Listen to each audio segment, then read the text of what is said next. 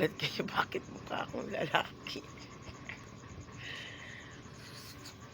Kape na may pipino. Yung pipino binaa ko. Tapos, kinuskus ko na kasi kung grabe yung mukha pala akong lalaki. Matindi-tindi ang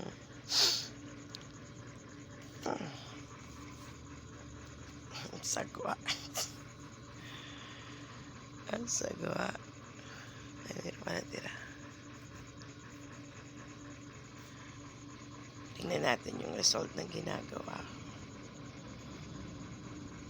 Tingnan mo, mukhang maitim na lalaki. Nakita ko kasi yung dami nagpiplex dun sa mga kamatis na may kape.